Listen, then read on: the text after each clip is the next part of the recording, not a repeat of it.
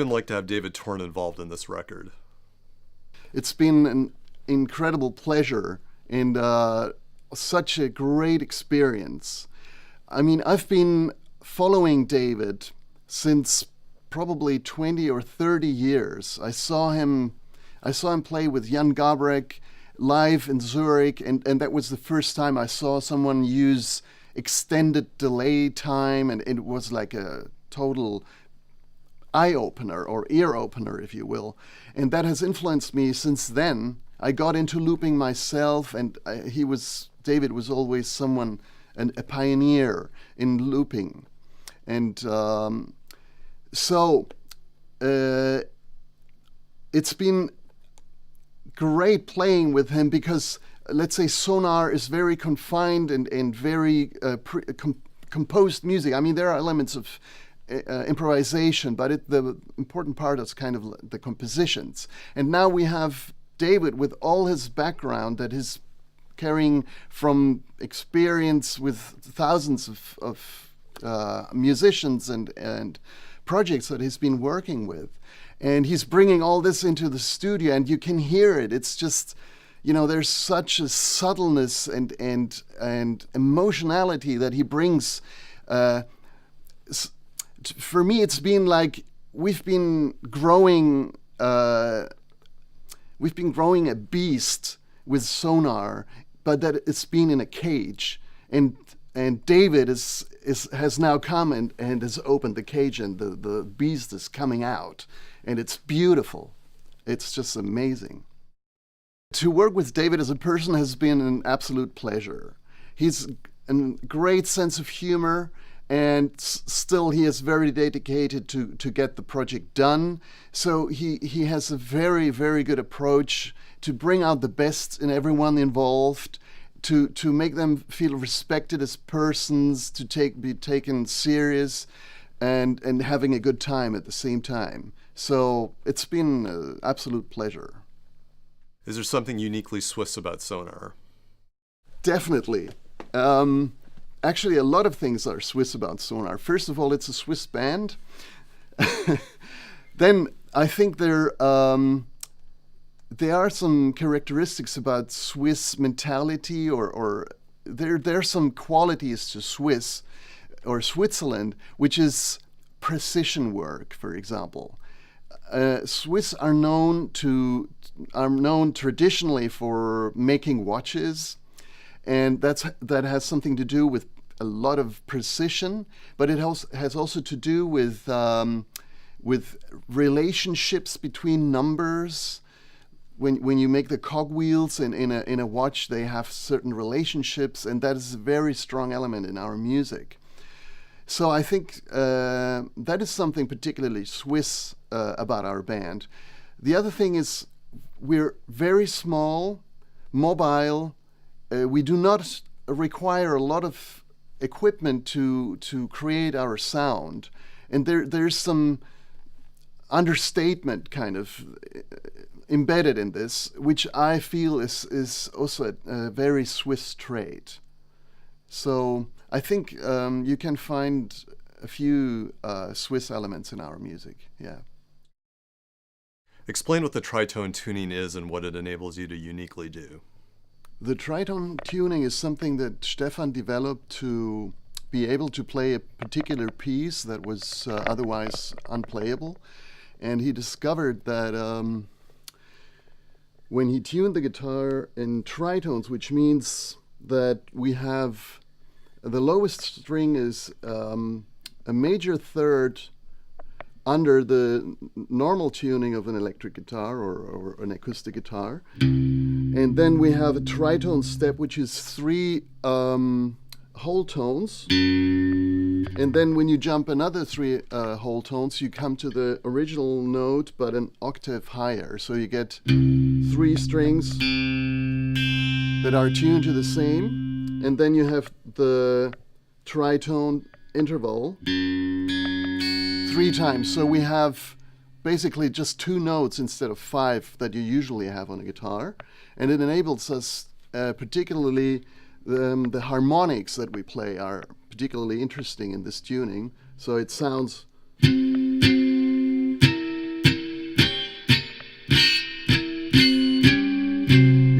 kind of sounds, and we play a lot of patterns in these harmonics with these harmonic sounds.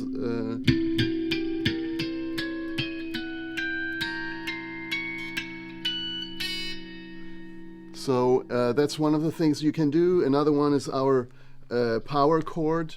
That's when you press this fret, you get a tritone again, which ends up being 6 times the same note, which makes for a really powerful chord, because I mean, it's a monochord, if you will. You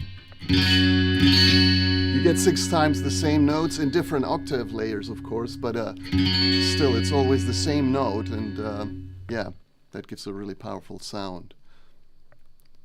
How would you contrast your guitar approach with Stefan's and David's? Stefan composed the pieces, and our, let's say what we're playing is kind of similar. It's different patterns that are interlocking, but we have very similar sound and approach.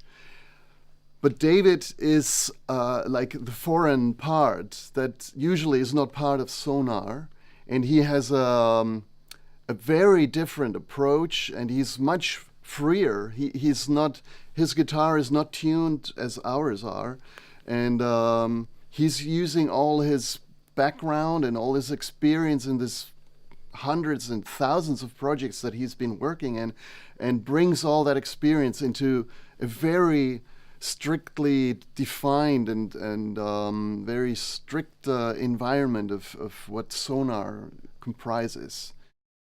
How do you and Stefan keep out of each other's way? First of all, pieces are composed, so it's basically the orchestration that makes us stay out of each other's way. And the other thing is, we're both very experienced in playing with loops, which teaches you, if you do this for a long time, you will learn to stay out of your own way. So you have a background loop going, and you keep adding to it or modifying it, and that really teaches you how not to interfere with something that's already going on. Describe how you and Stefan work together to create guitar parts. Often, one of us comes up with a very simple core idea, and we just play it and for extended time, and we try to hear different aspects and flavors within that, and evolve them into what will become the final piece. And it's basically repeating a part over and over and superimposing it with different ideas. And we have some kind of standard approaches to modifying or varying a pattern, which is superimposing it with another pattern that has a different length, or playing kind of the shadow part of the original part. Yeah, that's basically how we approach it. Yeah. How do you and Stefan uniquely use a world of harmonics in your work? Harmonics is what you get when you play a string on the guitar or any stringed instrument, and you force overtones that are contained by not pressing down the string, but just touching it in particular spots. For example, if you place the finger exactly at half of the string, you will get an octave higher. So this is the original string sound, and then this is the first overtone, which is an octave higher. And this is the second, third. So I get these kind of intervals when touching the string in particular spots. Now, if you combine this with the tritone tuning that is how we tune our guitars, you get very interesting and very unusual overtones that you don't normally get from a guitar. And that is, I would say, how we generate our sound. It's very, very important to our sound. And then we play single note lines using this particular tuning and harmonics, like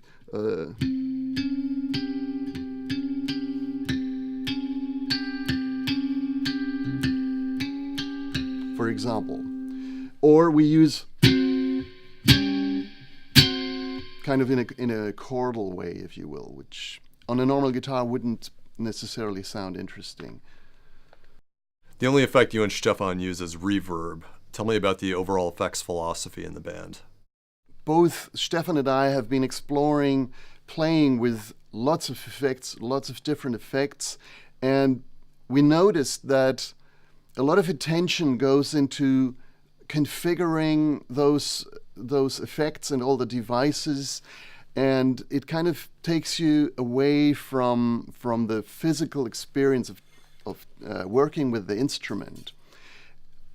Meaning that when you have an effect, usually you have a pedal or you have knobs that you can turn, but they always represent some kind of abstraction, and there's no physical feedback that is related to the sound. While if you do this on the guitar, you have much more than just the auditory feedback. You also feel the vibrations of the strings. You feel when you hit the strings. You almost could play the guitar with your ears covered. You would still play in rhythm by just feeling the instrument. And these are aspects that we've been missing by concentrating on the effects and configurations and stuff. So it has taken us back to the instrument, and we've discovered so many effects, if you will, that you can attain just by the way you're playing, the angle of the plectrum, how strong you press on a string. These are all things that you kind of rediscover once you do away with all the effect pedals, and yeah.